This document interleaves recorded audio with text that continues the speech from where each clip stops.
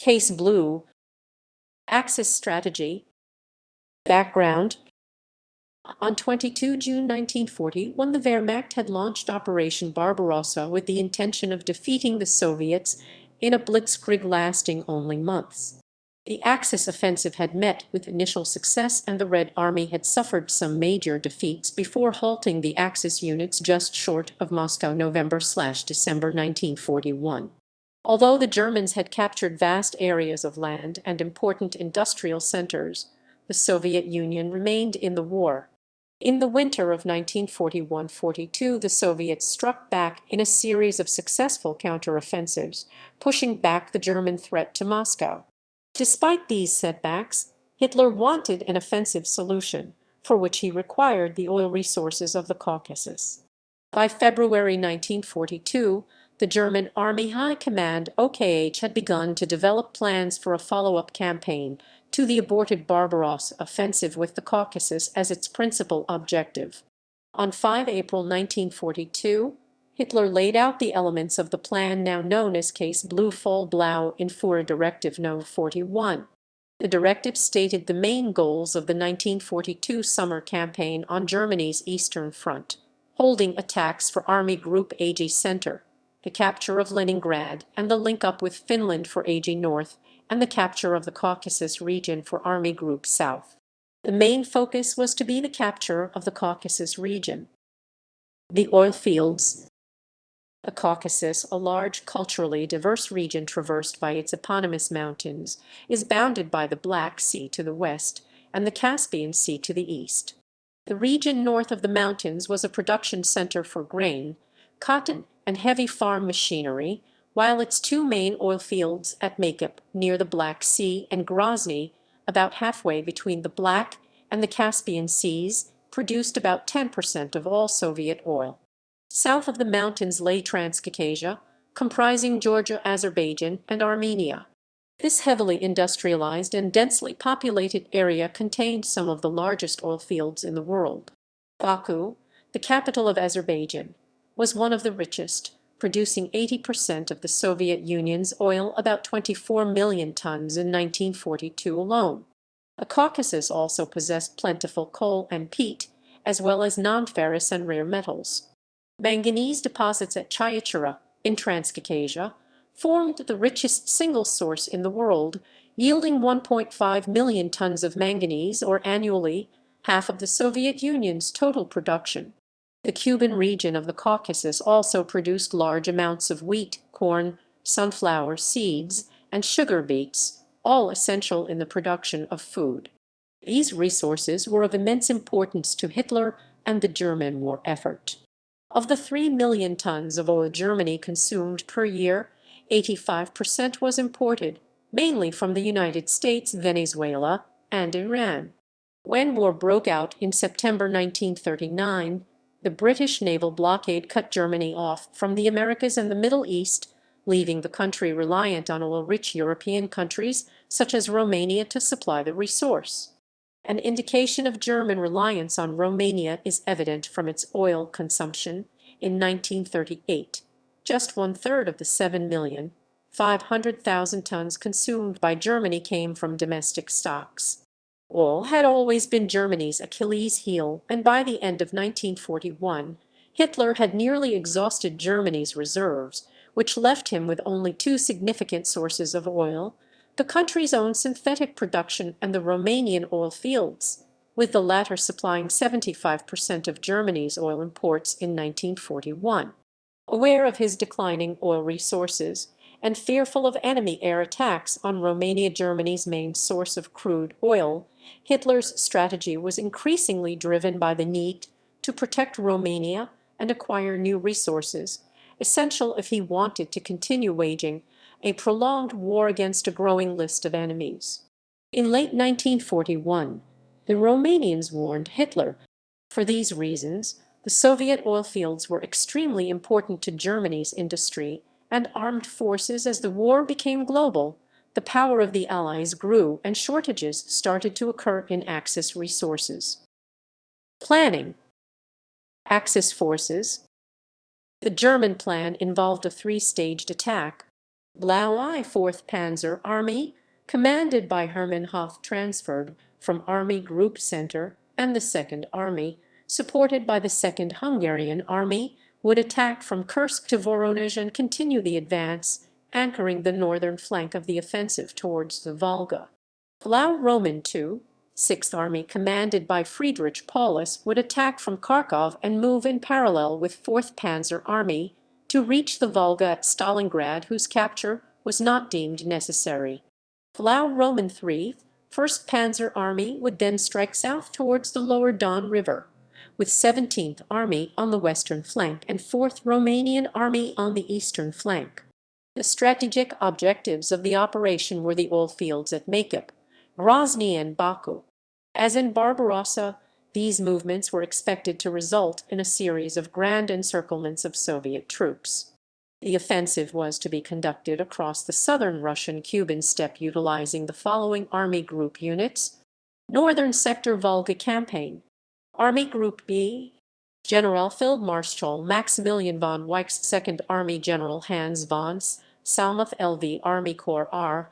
von Roman, 4th Panzer Army, General Oberst Hermann Hoth, Roman 24 Panzer Corps W. Langermann und Erlenkamp, XXXXVI Panzer Corps W. Kemp, Roman 13 Army Corps E. Straub, 6th Army, General der Panzertruppe Friedrich Paulus XXXX Panzer Corps G. Stumm, Ally Army Corps W. von Seydlitz Kurzbach, Roman 8 Army Corps W. Hates, Roman 17 Army Corps K. Hollett, Roman 29 Army Corps H. von Obstfelder, Hungarian 2nd Army Colonel General Vitas Gustav Jany, Roman 3 Corps G. Rakovsky, Roman 7 Army Corps Wehrmacht E. Hell,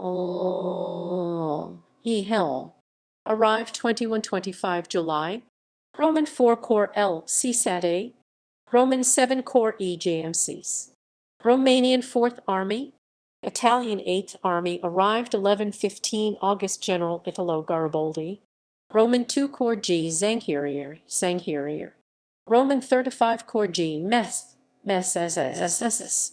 Alpini Corps G. Naskai, Luftwaff 4, General Oberst Alexander Lower through 20 July, General Field Marshal Wolfram Freiherr von Richthofen from 20 July, 8th Air Corps, 4th Air Corps, German air strength in the East numbered 2644 aircraft on 20 June 1942, over 20% more than a month earlier. Whereas in 1941 most units fought on the Central Front supporting Army Group Center, 1610 aircraft 61% supported Army Group South. Southern Sector Caucasus Campaign, Army Group A, General Field Marshal Wilhelm List, 1st Panzer Army, Army,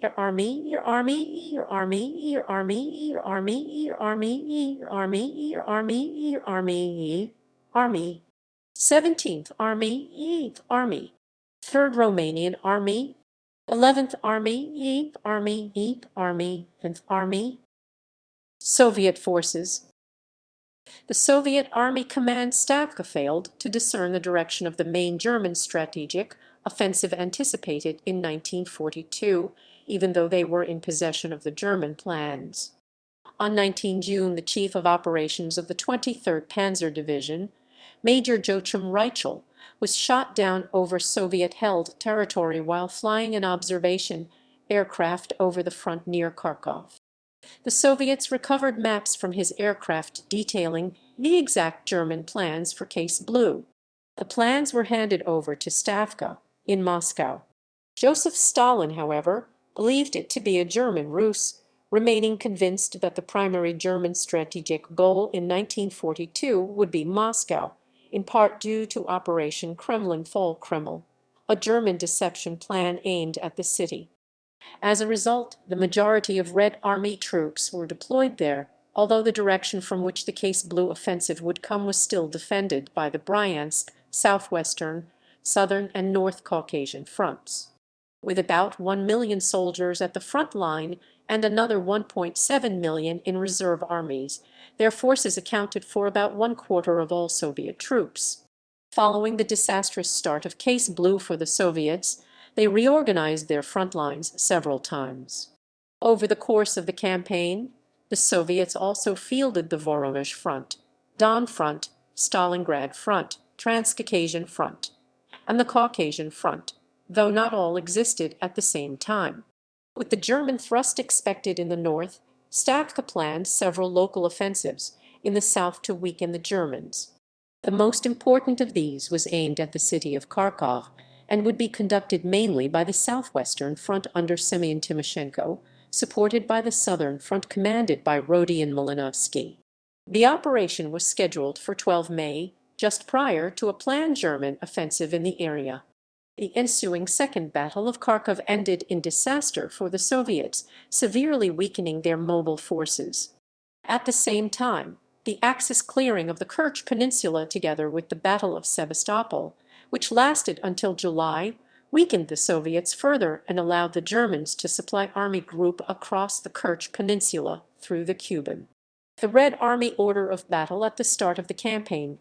Northern Sector Volga campaign armies deployed north to south. Bryansk Front. General-Lieutenant Philip I. Golikov, 48th Army G.A. Kalyuzin, 4 rifle divisions, 1 guards, 2 rifle brigades, 2 tank brigades, 1 cavalry division, 13th Army N.P. Pakov, 5 rifle divisions, 1 rifle brigade, 1 tank brigade, 5th Tank Army A.I. Lizyukov KIA 23 July, 7 tank brigades, 3rd Army P.P. Korzun, 6 rifle divisions, 2 rifle brigades, 2 tank brigades, 40th Army M.A. Parsagov, 6 rifle divisions, 3 rifle brigades, 2 tank brigades. Front forces: 2 rifle divisions, 1 guards, 1 rifle brigade, 20 tank brigades, 2 guards, 6 cavalry divisions.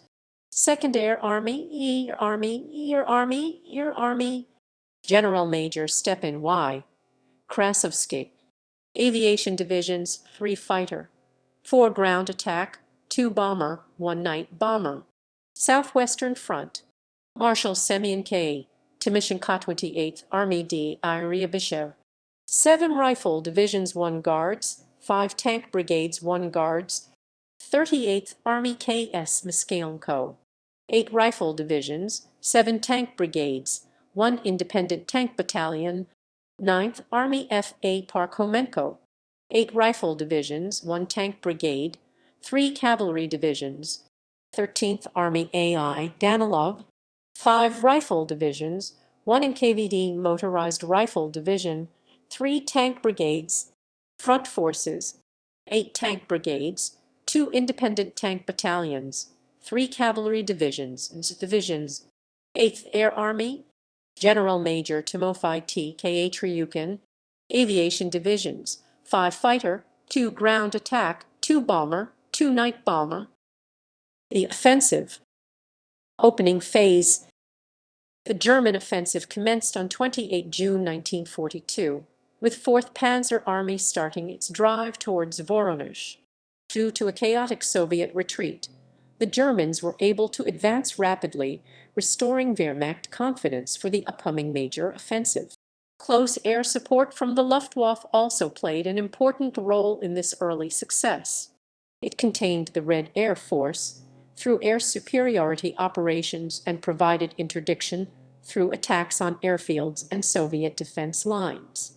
At times, the German air arm acted as a spearhead rather than a support force, ranging on ahead of the tanks and infantry to disrupt and destroy defensive positions.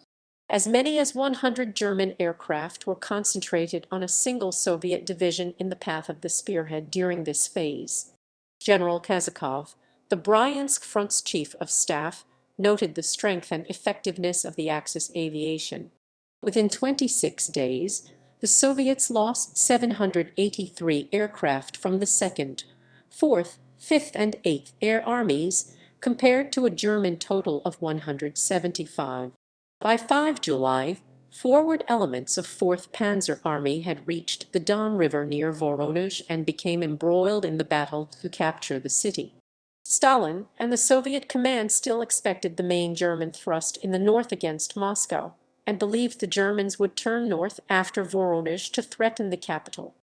As a result, the Soviets rushed reinforcements into the town to hold it at all costs and counterattacked the Germans' northern flank in an effort to cut off the German spearheads.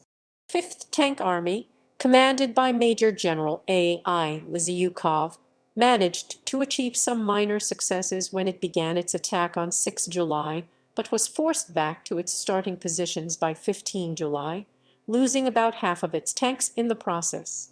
Although the battle was a success, Hitler and von Bock, commander of Army Group South, argued over the next steps in the operation. The heated debate and continuing Soviet counterattacks, which tied down 4th Panzer Army until 13 July, caused Hitler to lose his temper and dismiss von Bock on the 17th of July. As part of the second phase of the operation, on 9 July, Army Group South was split into Army Group A and Army Group B, with Wilhelm List appointed as commander of Army Group A and Army Group B commanded by Maximilian von Weichs. Only 2 weeks into the operation, on 11 July, the Germans began to suffer logistical difficulties, which slowed the advance. The German Sixth Army was continually delayed by fuel shortages. 8 days later, on 20 July, shortages of fuel were still undermining operations, leaving many units unable to execute their orders. The 23rd Panzer Division and 24th Panzer Division both became stranded during the opening phase. Once again, as it had done during the Norwegian campaign in April 1940 and Barbarossa in 1941, the Luftwaffe's Junkers Ju-52 transport fleet flew in supplies to keep the army going. The situation remained difficult, with German troops forced to recover fuel from damaged or abandoned vehicles, and in some cases leave behind tanks and vehicles with heavy fuel consumption to continue their advance. This undermined the strength of the units, which were forced to leave fighting vehicles behind. Nevertheless, the Luftwaffe flew in 200 tons of fuel per day to keep the army supplied. Despite this impressive performance in keeping the army mobile, Lower was replaced by the more impetuous and offensive-minded von Richthofen. Splitting of Army Group South. Believing that the main Soviet threat had been eliminated, desperately short of oil and needing to meet all the ambitious objectives of Case Blue, Hitler made a series of changes to the plan in for a Directive No. 45 on July 23, 1942, reorganized Army Group South into 2 smaller army groups, A and B, directed Army Group to advance to the Caucasus and capture the oil fields Operation Edelweiss, directed Army Group B to attack towards the Volga and Stalingrad Operation Fischreiher.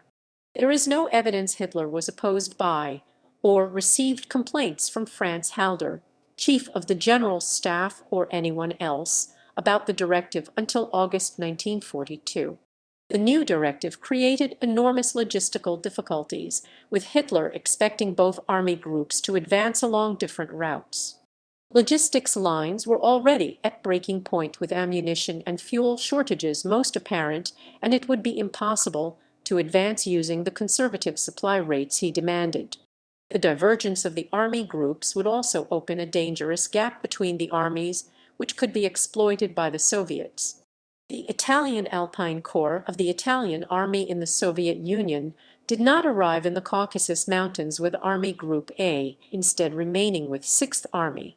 Army Group A was expected to operate in mountain terrain, with only 3 mountain divisions and 2 infantry divisions unsuited to the task. The splitting of Army Group South enabled the launching of Operation Edelweiss and Operation Fischreiher, the 2 main thrusts of the army groups. Both groups had to achieve their objectives simultaneously instead of consecutively.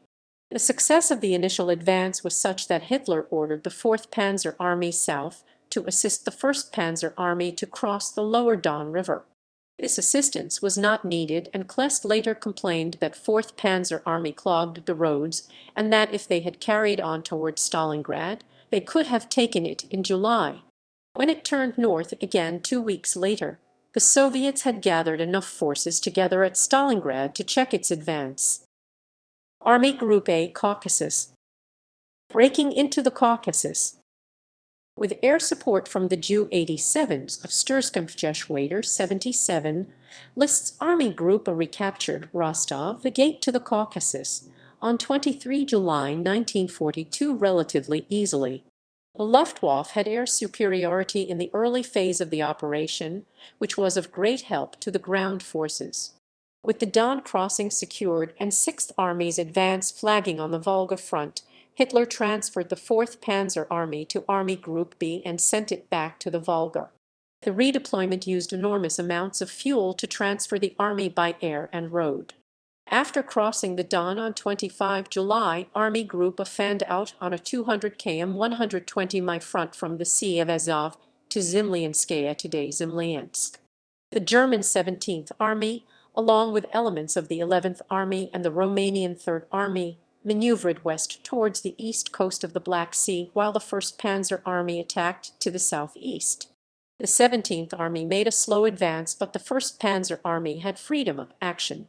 On 29 July, the Germans cut the last erect railway between central Russia and the Caucasus, causing considerable panic to Stalin and Stavka, which led to the passing of Order No. 227, not a step back. Salsk was captured on 31 July and Stavropol on 5 August. Although the Army Group made a quick advance, by 3 August the vanguard comprised only light mobile forces, and most of the tanks lagged behind, due to lack of fuel and supply breakdowns, despite the efforts of 4th Air Corps, which flew in supplies around the clock. On 9 August, the 1st Panzer Army reached Makip in the foothills of the Caucasus Mountains, having advanced more than 480 kilometers, 300 mi in fewer than 2 weeks. The western oil fields near Makip were seized in a commando operation from 8–9 August, but the oil fields had been sufficiently destroyed by the Red Army to take about a year to be repaired. Shortly afterwards, Pyatigorsk was taken. On 12 August, Krasnodar was captured and German mountain troops hoisted the Nazi flag on the highest mountain of the Caucasus, Mount Elbrus. The length of the German advance created chronic supply difficulties, particularly of petrol. The Black Sea was judged too dangerous and fuel was brought by rail through Rostov or delivered by air. But panzer divisions were sometimes at a standstill for weeks. Even petrol trucks ran out of fuel and oil had to be brought up on camels. With the Soviets often retreating instead of fighting, the number of prisoners fell short of expectations and only 83,000 were taken.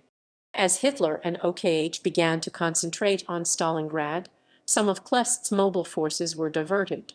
Klest lost his Flak Corps and most of the Luftwaffe supporting the southern front, only reconnaissance aircraft being left behind.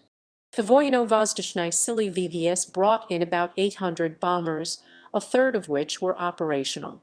With the transfer of air cover and flak units, Soviet bombers were free to harass the German advance. The quality of the Soviet resistance increased, with many of the forces used coming from local levies who Klest thought were willing to fight harder for their homeland. German units were especially bogged down by fighting Georgian Alpine and mountain troops, who greatly contributed to stalling their advance. The quantity of replacements and supplies the Soviets committed increased, and faced with these difficulties, the Axis advance slowed after 28 August. Battle for the oil fields. In the southeast, the Wehrmacht headed in the direction of Grozny and Baku, the other important petroleum centers. More installations and industrial centers fell into German hands, many intact or only slightly damaged during the Russian retreat. From August–September, the Taman Peninsula and a part of the Novorossiysk naval base were captured. The Germans continued towards Tuapse on the Black Sea coast, and in the east Ilista was taken on 13 August. In the south, the German advance was stopped north of Grozny after taking Mozdok on 25 August. German paratroopers assisted an insurgency in Chechnya, operating behind Soviet lines. German mountain troops failed to secure the Black Sea ports and the advance fell short of Grozny as supply difficulties arose once more. The Soviets dug in the 9th and 44th Armies of the North Transcaucasian Front along the rocky Terek River bank in front north of the city. The Luftwaffe was unable to support the German army that far forward, and Soviet aviation attacked bridges and supply routes virtually unopposed. The Germans crossed the river on 2 September, but made only slow progress. At the beginning of September, Hitler had a major argument with the High Command, and specifically List, as he perceived the advance of the German forces as too slow.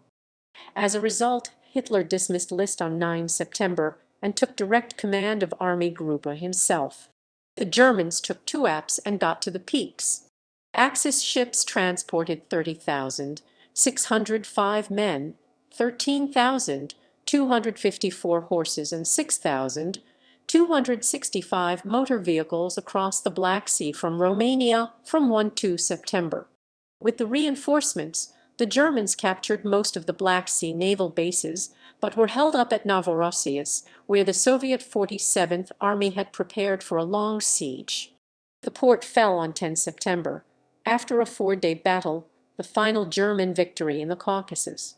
It left the heights south of the port and several coast roads in the hands of 47th Soviet Army. Attempts to push out of Novorossiysk were costly failures, and the Axis also failed to break the defenses on the coastal plain from Novorossiysk.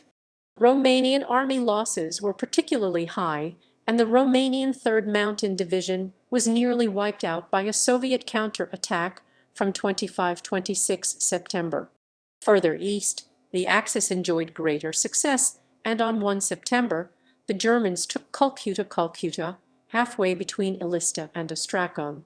During August and September, German patrols raided the railway around Kizlyar, northeast of Grozny, marking the farthest advance of the German forces towards the Caspian Sea. In the south, the 1st Panzer Army advance on Grozny was stopped by the Red Army and the 14th Air Army. By late September, supply failures and the resistance of the Red Army slowed the Axis advance. The Germans took Nakchik on 26 October. On 2 November 1942, Romanian mountain troops Vânătorii de Munte, under the command of Brigadier General Ion Dumitrescu, took Nalchik, the capital of Kabardino-Balkaria, and also the farthest point of Axis advance into the Caucasus. This victory earned the Romanian general the Knight's Cross of the Iron Cross. Up to 10,000 prisoners were captured in 2 days, before the advance toward Grozny was stopped again west of the city at Vladikavkaz. On 5 November, Alagir was seized, and the Alagir-Bislan-Malgobek line became the farthest German advance in the south. By this time, the gap between army groups A and B had left them vulnerable to a counter-offensive. Only the German 16th Motorized Infantry Division remained inside the gap, guarding the left flank of the 1st Panzer Army by securing the road towards Astrakhan. On 22 November, after several Soviet counter-attacks, Hitler appointed Kleist as group commander with orders to hold his position and prepare to resume the offensive if Stalingrad could be taken. Luftwaff Oil Offensive. In the first week of October 1942, Hitler came to recognize that the capture of the Caucasus oil fields was unlikely before winter forced the Germans to take up defensive positions. Unable to capture them, he was determined to deny them to the enemy and ordered the Oberkommando der Luftwaffe OKL to inflict as much damage as possible. On 8 October, Hitler called for the air offensive to be carried out no later than 14 October, as he required air assets for a major effort at Stalingrad. As a result, on 10 October 1942, Fliegerkorps 4 of Luftwaffe 4th Air Corps of 4th Air Fleet was ordered to send every available bomber against the oil fields at Grozny. 4th Air Fleet was in poor shape. By this time von Richthofen had begun Case Blue with 323 serviceable bombers out of a total of 480. He was now down to 232, of which only 129 were combat ready. Nevertheless, the force could still deliver damaging blows. Attacks on the refineries reminded von Richthofen of the attacks on Sevastopol several months earlier. Thick black smoke rose from the refineries to a height of 5,500 meters, 18,000 ft. On 12 October, further raids caused even more destruction. It had been a strategic mistake not to have made greater efforts to hit the oil refineries at Grozny and Baku sooner, as their destruction would have been a greater blow to the Soviets than the loss of Stalingrad, where most of the air fleet was deployed. On 19 November, the Soviet counter-offensive at Stalingrad compelled von Richthofen to once more withdraw his units north to the Volga and bring an end to the aerial offensive. Much damage was done at Grozny, but the remaining fields were beyond the logistical reach of the German army as well as of the fighter aircraft of the Luftwaffe. Grozny was within range of German bombers from 4th Air Corps, based near the Terek River. But Grozny and the captured oil fields at Makip produced only 10% of Soviet oil. The main fields at Baku were out of German fighter range. German bombers could have reached them, but it meant flying the most direct, thus most predictable route without protection. In August it may have been possible to carry out these operations owing to the weakness of Soviet air power in the region, but by October it had been considerably strengthened. Army Group B Volga. Don Bend.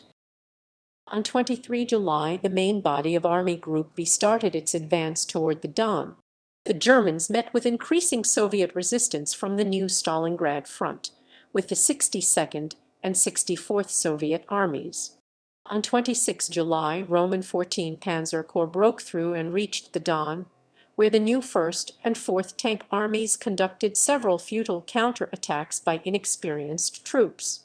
In the south, 4th Panzer Army made better progress against 51st Army. After crossing the Don, the Germans advanced on Kopnikovo, reaching the town by 2 August. Soviet resistance convinced Paulus that 6th Army was not strong enough to cross the Don by itself, so he waited for 4th Panzer Army to fight its way north.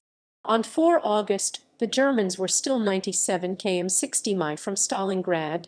By 10 August, the Red Army had been cleared from most of the west bank of the Don, but Soviet resistance continued in some areas, further delaying Army Group B. The Wehrmacht advance on Stalingrad was also impeded by supply shortages caused by the poor state of Soviet roads. The Luftwaffe sent an ad hoc force of 300 Ju-52 transport aircraft, enabling the Germans to advance. Some bombers were diverted from operations to supply flights under the Stalingrad Transport Region Force. The Soviet defense at the Don forced the Germans to commit more and more troops to an increasingly vulnerable front, leaving few reserves to back up the Axis divisions on either flank.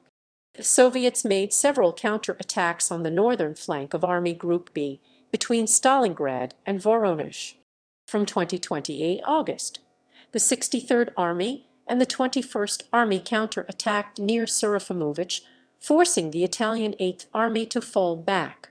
The 1st Guards Army attacked near Novogrigorievskaja, extending its bridgehead. These and several other bridgeheads across the Don, opposed by the 8th Italian and 2nd Hungarian armies, were a constant danger. On 23 August, 6th Army crossed the Don and Army Group B established a defensive line on one of its bends. 6th Army reached the northern suburbs of Stalingrad later that day, beginning the Battle of Stalingrad. The Hungarian, Italian, and Romanian armies were 60 km 37 mi from Stalingrad, which was in range of forward air bases. Luftwaffe attacked the city, turning much of it to rubble. The Soviets reported that civilian casualties from 23-26 August were 955 dead.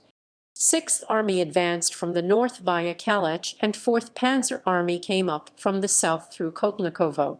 In the first few days, the Roman 14 Panzer Corps opened a corridor between the main body of 6th Army and the northern Stalingrad suburbs at the Volga. In the south, Soviet resistance repulsed the 4th Panzer Army. On 29 August, another attempt was made with Hoth turning his forces west directly through the center of 64th Army. The attack was unexpectedly successful, and 4th Panzer Army got behind 62nd and 64th Armies with the chance to encircle and cut off 62nd Army. Von Weichs ordered 6th Army to complete the encirclement. A Soviet counter-attack held up the advance for 3 days, and the Soviets escaped and retreated towards Stalingrad. The rapid German advance caused a slump in morale among the Soviet troops, who retreated in chaos, abandoning the outer defenses of the city. After defeating the last Soviet counter-attacks, 6th Army resumed its offensive on 2 September. On 12 September, the Germans entered Stalingrad. Battle of Stalingrad. The advance into Stalingrad against the 62nd Army was carried out by 6th Army, while 4th Panzer Army secured the southern flank. The city was a 24 km 15-mile ribbon along the west bank of the Volga, which forced the Germans to conduct a frontal assault, and the ruins of the city gave the defenders an advantage. To counter Luftwaffe air superiority, the commander of the 62nd Army, General Vasily Chuikov, ordered his troops to hug the Germans, negating German tactical mobility. The Luftwaffe suppressed Soviet artillery on the east bank of the Volga and caused many casualties during Soviet attempts to reinforce the defenders on the west bank. From mid-September until early November, the Germans made 3 big attacks on the city and ground forward in mutually costly fighting. By mid-November, the Soviets were penned into 4 shallow bridgeheads, with the front line only 180 m 200 yd from the river. Anticipating victory, substantial numbers of Luftwaffe aircraft were withdrawn to the Mediterranean in early November to support the Axis operations in Tunisia. 6th Army had captured about 90% of the city. On 19 November, the Soviets launched Operation Uranus, a two-pronged counter-offensive against the flanks of 6th Army. With the battle for the city and the exhaustion of 4th Panzer Army, the flanks were mainly guarded by Romanian, Hungarian, and Italian soldiers. 3rd Romanian Army, on the Don River west of Stalingrad, and 4th Romanian Army southeast of Stalingrad had been under constant Soviet attack since September. 3rd Romanian Army had been transferred from Caucasus on 10 September to take over Italian positions on the Don, opposite the Soviet bridgeheads. The Romanians were under strength and had only around 6 modern anti-tank guns per division. The bulk of the German tank reserve, the 48th Panzer Corps, consisted of about 180 tanks, half being obsolete Panzer 35s. The 2 Romanian armies were routed, and 6th Army with parts of 4th Panzer Army were encircled in Stalingrad. Hitler ordered 6th Army to remain on the defensive rather than try to break out. It was intended the army would be supplied by air, but the quantity of supplies necessary was far beyond the ability of the Luftwaffe to carry. 6th Army's strength diminished, and the Soviets gained the upper hand inside the city. To stabilize the situation on the Eastern Front, Army Group Don Heeresgruppe Don under Field Marshal Erich von Manstein was created to fill the gap between Army Groups A and B. On 12 December, a relief operation called Operation Winter Storm was launched from the south by fresh reinforcements of the 4th Panzer Army. The offensive surprised the Soviets, and the Germans were able to penetrate the Soviet line for 50 km 31 mi towards Stalingrad. Despite these gains, the 6th Army was not allowed to attempt to break out and link up, so this led to nothing. The failure was followed by a siege that lasted for almost 2 months, during which 6th Army was destroyed. Aftermath. Operation Saturn. Following the success of Operation Uranus, the Red Army began Operation Saturn to cut off Army Group A and all troops east of Rostov. During the German relief operation at Stalingrad, Soviet forces had been redeployed, lesser objectives substituted, and the operation renamed Little Saturn. The attack fell on 8th Italian Army and the remnants of 3rd Romanian Army, and led to the destruction of most of 8th Army. On the verge of collapse, Army Groups B and Don were able to prevent a Soviet breakthrough, but Army Group A was ordered to withdraw from the Caucasus on 28 December. The Soviets launched several follow-up offensives, later called the Voronish-Karkov strategic offensive. The Ostrogozhsk-Rossosh offensive began on 12 January and destroyed large parts of the 2nd Hungarian Army and the remnants of 8th Italian Army at the Don southeast of Voronish. With the southern flank in danger, 2nd German Army was forced to withdraw from Voronish and the Don. The operations continued until January and led Stavka to believe that they could deal a fatal blow to the Germans and decide the war in southern Russia. Operation Star, conducted by the Voronish Front, was aimed at Kharkov, Kursk, and Belgorod. Operation Gallop was conducted by the Southwestern Front against Voronezh, Donetsk, and then towards the Sea of Azov to cut off the German forces east of Donetsk. The operations began simultaneously at the end of January. The Soviets broke through quickly, and in the north, Kursk fell on 18 February and Kharkov on 16 February after a German withdrawal, while in the south the Germans were pushed back to a line west of Voronezh. Army Groups Don, B and parts of Army Group A were renamed Army Group South, commanded by Manstein, on 12 February. The Kharkov and Donbas operations were started on 25 February by the new Central Front led by Rokossovsky, with the forces freed after the surrender of the Germans in Stalingrad on 2 February. The operations were aimed at Army Group Center in the north and timed to coincide with the expected successes of the Soviet operations in the south. Army Group South escaped encirclement and prepared a counter-offensive, which led to the Third Battle of Kharkov and the stabilization of the front. The disaster at Stalingrad was the end of Case Blue, and the territorial gains had been reversed by the end of 1943, except for the Cuban bridgehead on the Taman Peninsula, retained for a possible second offensive to the Caucasus, which was held until 19 October 1943. Effect on the war. The failure of the operation, mainly due to the disastrous defeat at Stalingrad, marked the turning point in the war. Germany was forced to withdraw some 800 kilometers back to a new battle line at the city of Kursk. The withdrawal set the pace for Operation Citadel in the summer of 1943, which was unsuccessful, and resulted in a permanent swing of fortunes in the Soviets' favor for the remainder of the war. In November 1944, Hitler himself acknowledged the defeat at Stalingrad as the cause of Germany's imminent loss of the war. Analysis. Due to the initial success of the German summer offensive in 1942, Hitler and the German commanders became more ambitious, putting great strain on the German army. Hitler did not expect the Soviets to be able to launch a counter-offensive as big as Operation Uranus and sent troops elsewhere, ordering the Wehrmacht to simultaneously achieve several goals. Opposition and minor setbacks led to Hitler sacking dissenters and interfering more in command, constantly changing plans and orders, which led to confusion, delays, and wastage of precious resources like fuel as the German army struggled to keep up with Hitler's indecisiveness.